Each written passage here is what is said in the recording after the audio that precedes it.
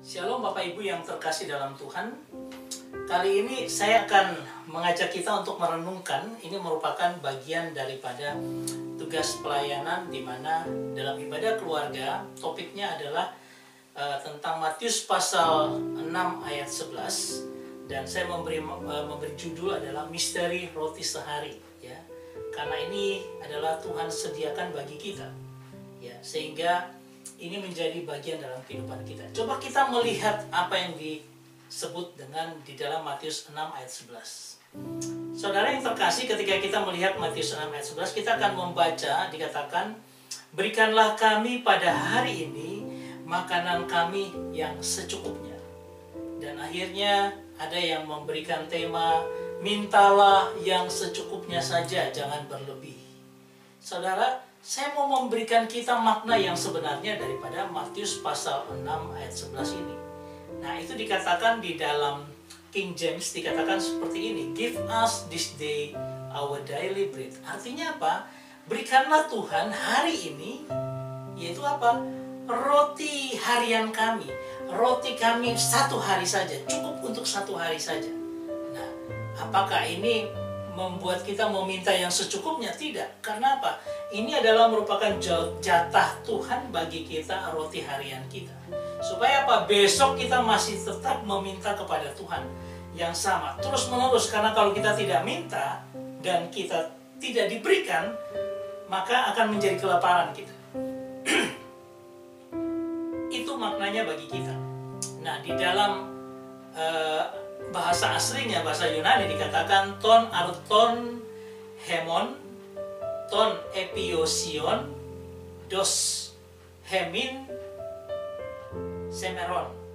Ya, nanti kita akan melihat maknanya lebih dalam. Tapi saya mau mengajak kita untuk melihat sebuah klip, yaitu yang dinyatakan di dalam klip ini. Ini adalah kisah ketika Yesus memberi makan akan 5.000 orang. Dan apa yang terjadi adalah ketika Yesus pergi kemana saja, orang-orang banyak itu selalu mengikuti dia. Ya. Nah, karena mereka selalu mengikuti dia dan tiap hari bertambah banyak, mereka sudah jauh dari desa mereka karena mengikuti Yesus. Banyak orang mengetahui dan hari sudah malam. Nah, orang-orang ini merindukan akan firman, merindukan pengajaran Yesus, ya. Tetapi mereka bermasalah di dalam perut mereka, ya. Sehingga Tuhan katakan demikian kepada para murid-muridnya. Dia katakan seperti ini. Menjelang malam, Petrus berkata, "Guru, suruhlah mereka pulang." Nah, supaya mereka karena pergi ke punya desa-desa otoritas seperti Yesus yang untuk terdekat, suruh mereka pulang. untuk mendapatkan makanan dan penginapan. Tempat ini Tapi sunyi. apa yang Tuhan katakan? Ketika Tuhan Yesus melihat begitu banyak orang,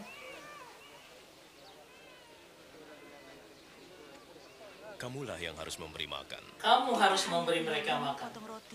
Tapi kami nggak punya. Kami punyanya ya 5 roti dan 2 ekor ikan.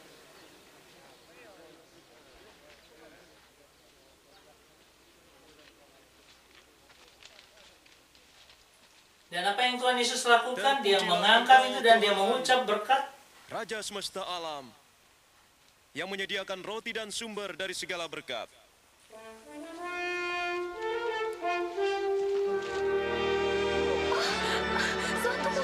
Akhirnya menjadi berlimpah sehingga mereka makan dengan kenyang.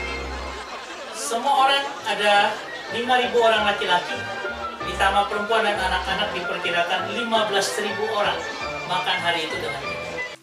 Oke, nah kalau di dalam Matius 6 ayat 11 ini merupakan bagian dari struktur doa Bapa kami. Saya akan coba membuat skemanya seperti ini. Bapa kami yang di sorga, dikuduskanlah namamu. Kemudian datanglah kerajaanmu, jadilah kehendakmu. Dan dikatakan di bumi seperti di surga. Dalam hal ini saya memberi kesimpulan bahwa ini merupakan Bapa memberikan identitasnya, bahwa dia Bapa yang di surga, yang kudus. Tetapi dia juga menyatakan apa yang dia kehendaki bagi manusia, supaya apa? Kehendaknya jadi, yaitu di bumi seperti di surga. Ya. Nah, kita bisa melihat seperti itu. Kemudian kalau kita lanjut, kita akan melihat ketika dikatakan roti harian kami berikanlah hari ini. Ya. Nanti kita melihat makna roti harian, roti sehari itu seperti apa. Tapi ini berhubungan dengan apa? Kamu bisa mengampuni orang yang bersalah kepadamu. Atau dikatakan bahwa janganlah membawa kami ke dalam pencobaan, tetapi bebaskan kami dari yang jahat. Nah, ketika roti ini diberikan, berarti dia harus memberi dampak untuk apa? Kita semakin bisa mengampuni orang, dan kita semakin bisa untuk lepas daripada yang jahat. Harusnya seperti itu. Karena pada bagian ini dikatakan bahwa manusia dalam pergumulan hidupnya yang untuk apa? Untuk sesuai dengan kehendak Bapa yang ada di atas, sesuai dengan kehendak Bapa di bumi seperti di surga. Nah, inilah kehidupan manusia yang real, yang bergumul dengan hidup ini. Dan pada bagian terakhir dikatakan, engkaulah yang mempunyai kerajaan, kuasa, dan kemuliaan sampai selama-lamanya. Ini mau menyatakan bahwa bagaimanapun juga semuanya itu kembali bagi hormat dan kemuliaan Sang Bapa. Jadi kalau kita melihat struktur seperti ini, ada kehendak Bapa, kita yang harus melakukan kehendak itu di tengah, dan akhirnya apa? Semua berpaling atau semua kembali lagi kepada hormat dan kemuliaan bagi Sang Bapa. Saudara yang terkasih, kalau kita bisa melihat ini, kita melihat sebuah arti penting daripada Matius 6 ayat 11 ini. Coba kita akan lihat bersama, ya, bahwa roti harian yang Tuhan berikan itu merupakan apa? Sebuah kekuatan bagi pergumulan iman kita berjalan bersama Tuhan. Bayangkan seperti itu, ya. Nanti kita coba lihat lebih detail lagi. Saya mengajak kita untuk melihat frasa yang ada. Berikanlah kami pada hari ini makanan kami yang secukupnya. Kita harus membawa pemikiran kita bahwa dalam tatanan bahasa Yunani dikatakan ton arton hemon, ton epiosion, kemudian dikatakan ditambahkan lagi dengan dos hemin semeron. Nah, ton arton hemon itu artinya apa? Roti kami yang ton epiosion itu artinya yang sehari ini. Jadi ada roti yang jatah kita satu hari, ya. Dan kemudian kita teriak, roti yang satu hari itu berikanlah Tuhan kepada kami pada hari ini juga. Ya, coba kita maknai bahwa roti kami sehari itu adalah merupakan jatah yang Tuhan berikan kepada manusia, yang mana itu cukup untuk satu hari itu saja. Ini jatah kecukupan, bukan kelimpahan, tapi itu cukup, harusnya cukup untuk satu hari itu aja.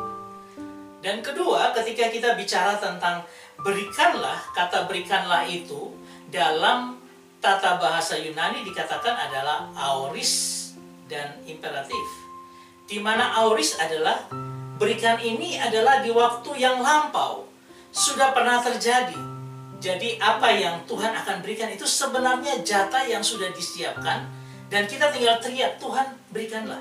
Dan imperatif ini menekankan arti berikanlah dengan cara apa? Saya seolah-olah memerintah Tuhan untuk memberikan roti itu, karena itu merupakan jatah harian saya. Kalau saya tidak dapat, Tuhan, saya bisa mati, saya bisa mati. Tuhan tolong berikan kepada saya roti harian itu. Ya. Dan yang terakhir, frasa terakhir dikatakan hari ini.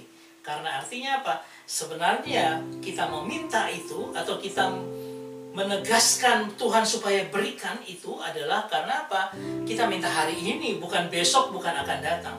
Nah, apakah setelah kita melihat ini, kita bisa melihat bahwa itu adalah merupakan seperti yang kita pikirkan selama ini, bahwa itu artinya roti kehidupan kita, roti keseharian kita, makanan-makanan kita jasmani. Karena apa? Menjadi tidak cocok adalah kalau makanan jasmani ini kita minta tiap hari, berarti apa? Kita orang miskin sekali. Besok tidak tahu mau makan apa. Sehingga apa? Tuhan berikanlah kami makanan lagi. Besok saya tidak tahu makan apa. Saya mau makan lagi, Tuhan tolong berikanlah. Jadi kita seolah meminta, berharap kepada Tuhan tiap hari untuk makanan jasmani kita. Ya. Nah, ini akan lebih celaka lagi ketika orang itu kaya. Dia punya harta yang cukup berlimpah. Makanannya bukan hanya untuk satu hari ini, tapi bisa untuk 7 turunan. Karena kekayaannya. Bagaimana dia bisa berdoa seperti ini? Dan artinya apa? Doa Bapa kami gak cocok bagi dia. Karena doa Bapa kami kita batasi hanya untuk berikan kami makanan yang secukupnya hari ini. Supaya kita tetap berharap terus kepada Tuhan. Memang benar, supaya kita tetap berharap terus kepada Tuhan. Tapi kalau ini kita tafsirkan seperti makanan jasmani, maka akan sangat repot. Orang yang kaya itu tidak perlu doa ini. Mereka bilang, oh kami sudah kecukupan kok untuk 1 tahun, untuk 10 tahun, untuk berpuluh-puluh tahun. Kami tidak perlu doa ini. Ya, saya mau katakan bahwa untuk orang seperti itu, saudara, sebenarnya harta yang saya sudah dapat itu saya taruh dengan baik, tetapi harta itu harusnya saya berikan kepada orang lain, ya, supaya apa? Kalau saya bisa mengampuni, berarti saya bisa berbagi juga apa yang saya miliki, harta saya kepada orang lain. Ya, itu bisa ditunjukkan dengan seperti itu. Tetapi kita harus melihat makna yang sebenarnya, dan saya mau mengajak kita untuk melihat seperti ini. Kalau kita bicara itu makanan jasmani, saudara, sangat keliru. Karena apa? Karena kita sudah berkelimpahan setiap hari lebih. Nah, saya akan mengajak kita untuk membawa ini pada makanan rohani. Karena Tuhan berkata bahwa bukankah manusia hidup bukan hanya dari roti saja, tetapi dari firman yang keluar dari mulut Allah. Nah, itu bisa menjadi tepat. Karena apa? Makanan rohani lah yang bisa membuat saya punya hati yang bisa mengampuni orang lain. Kekayaan tidak bisa. Orang kaya sulit mengampuni. Tetapi ketika kita makan rohani dan kita kaya dalam rohani, kita akan gampang mengampuni orang yang bersalah pada kami. Atau kita juga akan teguh dan kuat supaya apa? Tidak jatuh dalam pencobaan. Berapa banyak hamba Tuhan yang berkata bahwa saya punya makanan rohani yang cukup, tapi dia jatuh. Ada sesuatu yang miss di situ. Karena apa? Dia tidak terus-menerus makan rohani itu tiap hari. Dan ingat bahwa ini hanya roti sehari. Artinya apa?